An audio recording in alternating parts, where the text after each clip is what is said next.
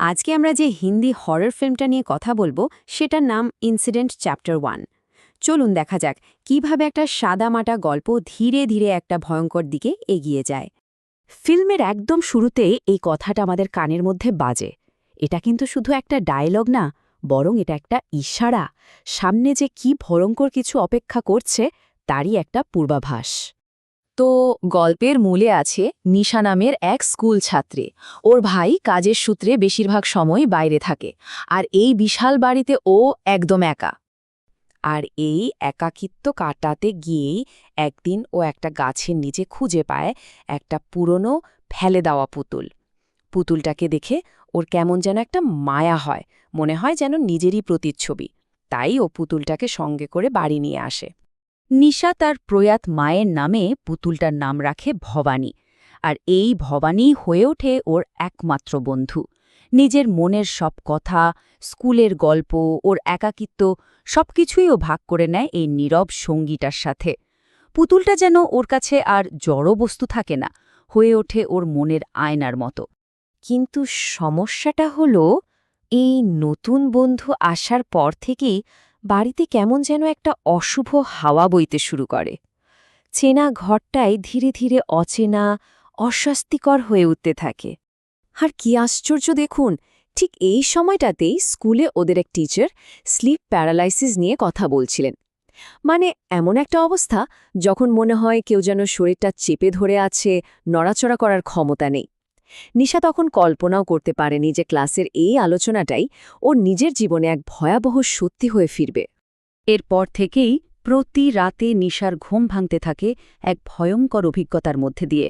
ও স্পষ্ট বুঝতে পারে এটা আর সাধারণ কোনো দুঃস্বপ্ন নয়, মনে হচ্ছে যেন কোনো এক অশরীরী শক্তি ওর শরীরটা দখল করে নিতে চাইছে।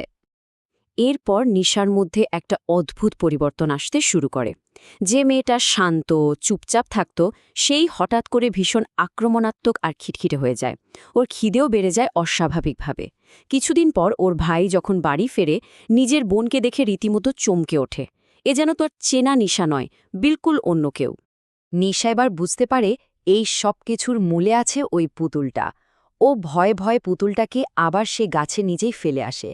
কিন্তু আসল ভয়টা শুরু হয় তখন, যখন সেই রাতেই পুতুলটা নিজে থেকেই ওর ঘরে ফিরে আসে। নিশার সমস্ত ভয় তখন আতঙ্কে বদলে যায়। বোনের এই অবস্থা দেখে ভাই আর এক মুহূর্ত সময় নষ্ট করে না। ও বুঝতে পারে যে সাধারণ ডাক্তার বা চিকিৎসায় কোনো লাভ হবে না। তাই ও সোজা সাহায্য চায় অর্জুন আচার্যের। অর্জুন একজন প্যারানর্মাল ইনভেস্টিগেটর, মানে এই ধরনের অশুভ শক্তির মোকাবেলায় তার কাজ। অর্জুন বাড়িতে পা রাখার সাথে সাথেই বুঝে যান যে সমস্যাটা এই বাড়ির নয়। তিনি বলেন, কখনো আমরা সমস্যা খুঁজতে যাই, আবার কখনো সমস্যাই আমাদের খুঁজে নেয়। আপনারা এক্ষেত্রে একটা বাইরের সমস্যাকে নিজেদের ঘরে ডেকে এনেছেন। মানে নিশা নিজের অজান্তেই এক ভয়ঙ্কর বিপদকে আমন্ত্রণ জানিয়েছে। অর্জুন তখন পুরো ব্যাপারটা ব্যাখ্যা করেন। তিনি বলেন, আসলে নিশার শরীরের ভেতরে একটা যুদ্ধ চলছে। একটা অশুভ আত্মা ওর শরীরটা দখল করতে চাইছে, আর নিশার নিজের আত্মা সেই চেষ্টাটাকে আটকানোর চেষ্টা করছে। আর এই লড়াইয়ের কারণে স্লিপ প্যারালাইসিসের মতো ঘটনাগুলো ঘটছে। অর্জুন এবার ঠিক করেন, আর লুকিয়ে নয়, এই অশুভ শক্তির সাথে সরাসরি কথা বলতে হবে। তিনি সেই আত্মাকে সামনে আসার জন্য একরকম চ্যালেঞ্জ জানান। আর ঠিক তখনই নিশার শরীরটা ব্যবহার করে ওর মুখ দিয়েই এক অচেনা শীতল গলায় কেউ কথা বলে ওঠে। আত্মাটা তার আসল উদ্দেশ্য জানিয়ে দেয়, আমার তোমার শরীরটা চাই। এরপর আত্মাটা নিজের পরিচয় দেয়। ওর নাম মনিকা, এক তরুণী যাকে খুব অল্প বয়সে এক স্বার্থপর লোক নিজের লাভের জন্য বলি দিয়েছিল। আর এখন তার অতৃপ্ত আত্মা পৃথিবীতে আবার বেঁচে থাকার জন্য নিশার শরীরটা চায়। শুধু তাই নয়, নিজের শক্তি বোঝানোর জন্য মনিকার আত্মা অর্জুনের সবচেয়ে দুর্বল জায়গায় আঘাত করে। সে অর্জুনের মৃত মেয়ের কথা তোলে, যাকে অর্জুন বাঁচাতে পারেনি। উদ্দেশ্যটা পরিষ্কার, অর্জুনকে মানসিকভাবে দুর্বল করে দেয়া। পরিস্থিতি তখন নিয়ন্ত্রণের বাইরে। এবার শুরু হয় নিশার আত্মাকে বাঁচানোর শেষ চেষ্টা, এক ভয়ঙ্কর লড়াই। অর্জুন বুঝতে পারেন যে মনিকার আত্মা এতটাই শক্তিশালী যে ওকে বাইরে থেকে জোর করে বের করা যাবে না। লড়াইটা নিশাকেই করতে হবে, নিজের ভেতর থেকে। তিনি নিশাকে ওর সবচেয়ে বড় শক্তির কথা মনে করিয়ে দেন, ওর প্রয়াত মা। তিনি বলেন, তোমার মাকে মনে করো, তুমি ওর চেয়ে অনেক বেশি শক্তিশালী, লড়াই করো। মায়ের ভালোবাসার স্মৃতিই ছিল নিশার শেষ অস্ত্র। মায়ের কথা মনে আসতেই নিশা যেন নতুন করে শক্তি পায়। ও শেষবারের মতো নিজের সমস্ত শক্তি দিয়ে ওই আত্মাকে প্রতিরোধ করে, আর একটাই ধাক্কায় অশুভ আত্মাটা ওর শরীর থেকে ছিটকে বেরিয়ে আসে। এই সুযোগটারই অপেক্ষা করছিলেন অর্জুন আর তার দল। আত্মাটা শরীর থেকে বেরোনোর সঙ্গে সঙ্গেই তারা একটা বিশেষ প্রক্রিয়ার মাধ্যমে ওটাকে আবার সেই পুতুলের মধ্যেই বন্দি করে ফেলে।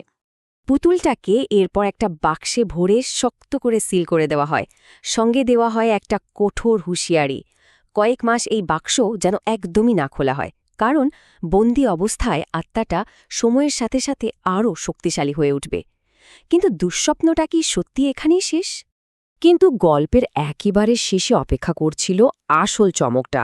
দেখা যায় যে আত্মাকে পুতুলে বন্দি করা হয়েছে সে মনিকা নয়, সে আসলে অর্জুনেরই মৃত মেয়ে, যে পাতাল থেকে তার বাবাকে তাকে বাঁচানোর জন্য কাঁদছে। তাহলে ভাবুন একবার, আসল বিপদ অর্থাৎ মনিকার আত্মা, সে তো এখনও বাইরেই ঘুরে বেড়াচ্ছে। আর ওই যে বাক্সটা সিল করা হলো, ওটা যখন আবার খোলা হবে তখন কি ঘটবে? এই ভয়ঙ্কর প্রশ্নটা রেখেই গল্পটা শেষ হয়।